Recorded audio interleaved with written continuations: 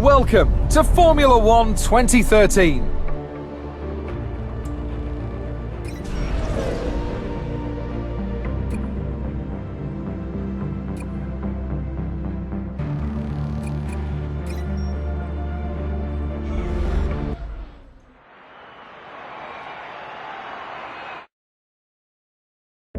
Hello and welcome to the fabulous Yas Marina circuit here in Abu Dhabi, the location for this year's Young Driver Test.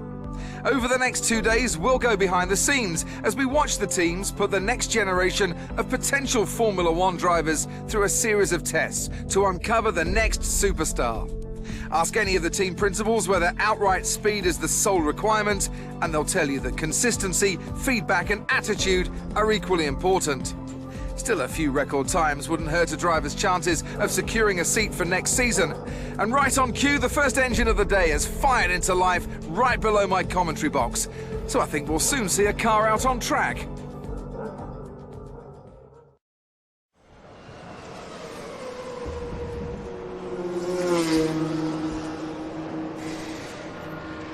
Hey, good to see you again. As your race engineer, it's my job to support you this weekend. When you're out on track, we'll remain in contact via radio. I'll feed you information as and when you need it. As discussed in the team briefing, we're not looking for outright speed to begin with, so just take your time. Follow my instructions and you'll do great. I'll just check the lads are ready.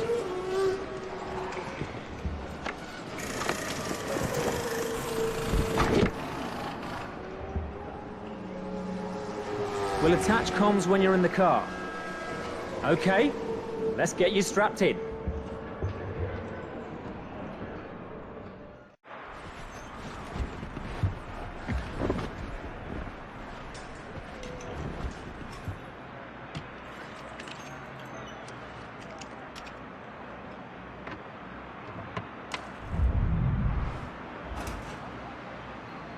Okay, let's run through the basic controls and ensure the guys have set the car correctly so that you're comfortable.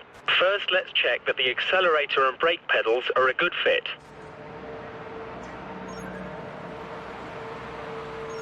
Great, let's check the steering lock next. Move the wheel from left to right for me. Next up are the gears.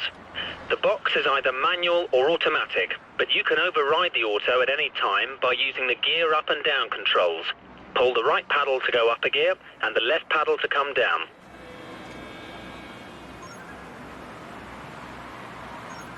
Okay, everything looks good. Let's head out on track and complete some tests.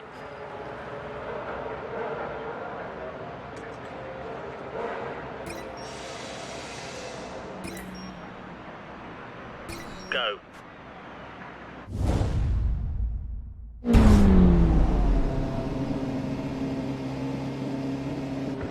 Okay, before we start, I want to let you know that you can change the camera position by pressing the Change Camera button. Try cycling through them until you find the one you like. If you want to change your camera or assists, you can do it from the Pause menu whenever you want. The first test is a simple straight-line aero test. Head down the track, accelerating past 160 miles per hour, then brake so that you come to a complete stop in the designated area. The engine is locked to lean, so it's down a little on power at the moment, but it'll give us a consistent reading.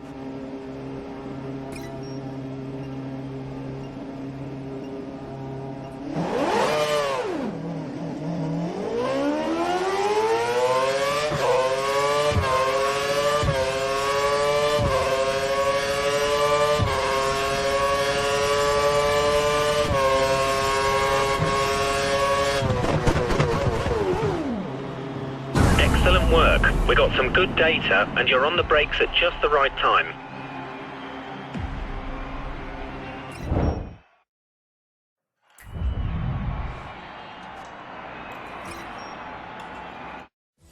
Modern Formula One cars have around 750 brake horsepower being sent to the rear wheels. The delivery can be very violent, so you must be careful to be smooth and precise with all your inputs so that you don't unsettle the car and cause a spin.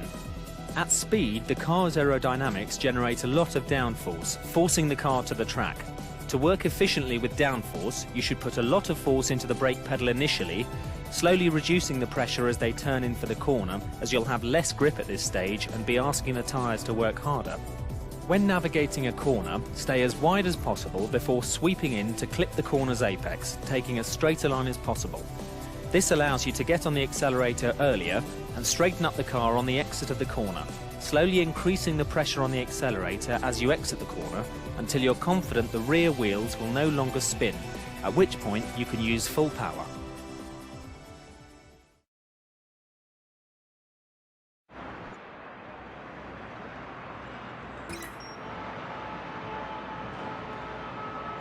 Standing by.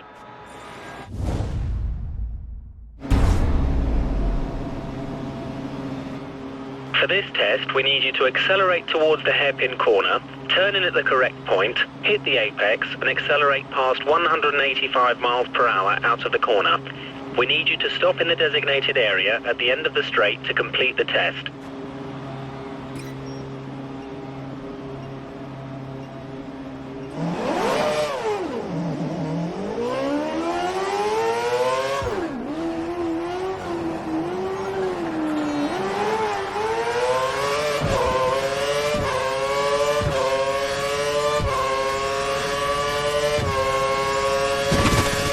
Like a tyre blowout.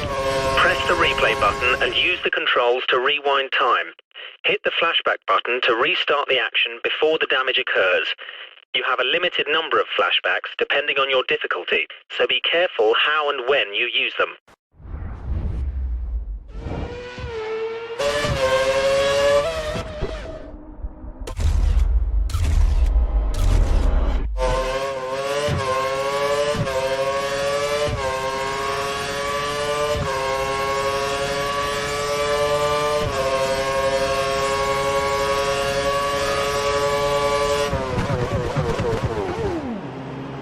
Nice one, we got some good data. Your line and corner speeds are good.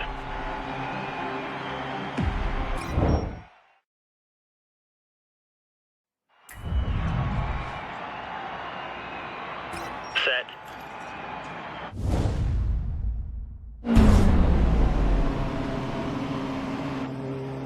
Okay, time to try stringing together a couple of corners. Turn in so you hit the corner's apex and get on the gas early as you exit. We need you to stop in the designated area at the end of the straight to complete the test.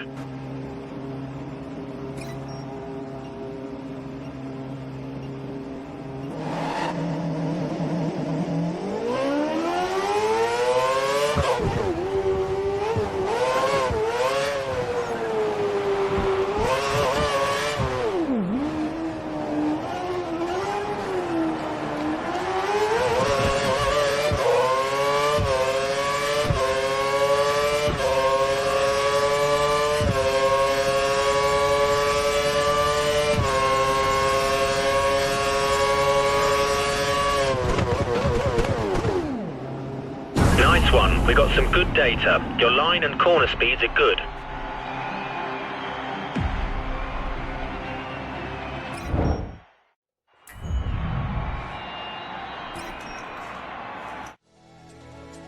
The Kinetic Energy Recovery System, better known as KERS, allows drivers to deliver an additional 80 bhp of power at the press of a button. KERS can be used at any time in any session and can be used for overtaking or defending. Deploying KERS in the low gears gives the best return and can pay off greatly when used at the start. KERS works by collecting the kinetic energy released under braking and storing the charge. Drivers are allowed 7 seconds of charge per lap.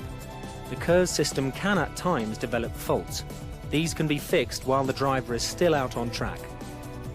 DRS adjusts the angle of the rear wing, which reduces drag and gives around 10 to 12 km/h extra top speed. For safety reasons, DRS can only ever be used in the defined activation points. During a race, you'll need to be within 1 second of the car ahead to activate the DRS.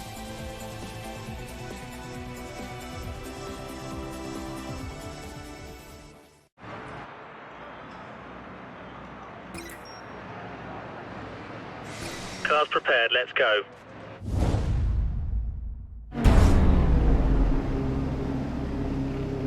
Okay, before we start, I want you to perform a quick systems check for KERS and DRS. Press and hold the KERS button for me, please. Great. Now try activating the DRS. Press it once to open it and a second time to close it. Alternatively, you can press the brake to close it.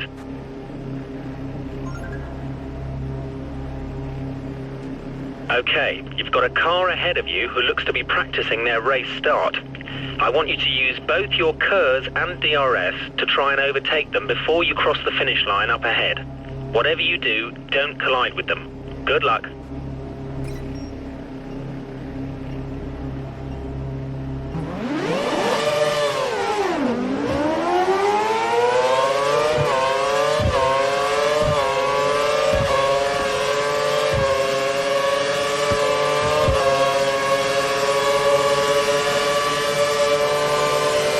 Brilliant. You used the KERS and DRS to good effect and were able to pass the car.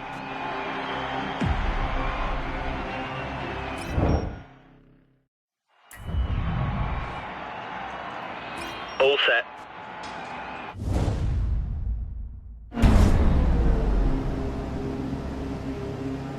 Okay, you've got 3 cars ahead of you. Use your KERS and DRS to get to the finish line after the chicane, ahead of all of them. Don't make contact with any of them, however. We want clean passes.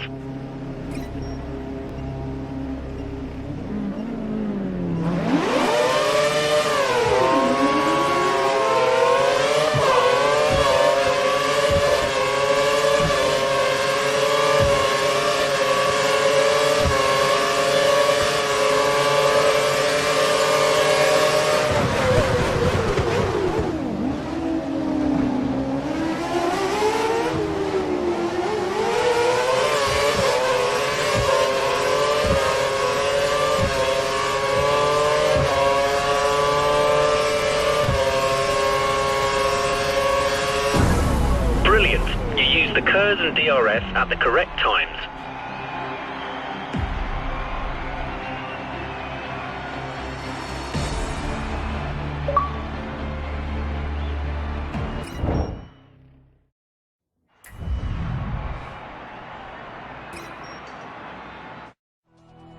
There are 4 tyre types available during a race weekend: primes, options, intermediates and wets. Prime tyres will last the longest but have less overall grip than the option tyres. However, the increased grip from the options means they wear out faster. Intermediates are best used when the track is damp, and wets should only be used in heavy rain. The best drivers don't take too much life out of their tyres. This allows them to have more race strategies open to them, as well as allowing them to run tyres with more grip for longer. The best way to avoid excessive tyre wear is by being smooth with your throttle, brake and steering inputs, and avoiding sliding the car out of corners and causing wheel spin, which will destroy tyre life.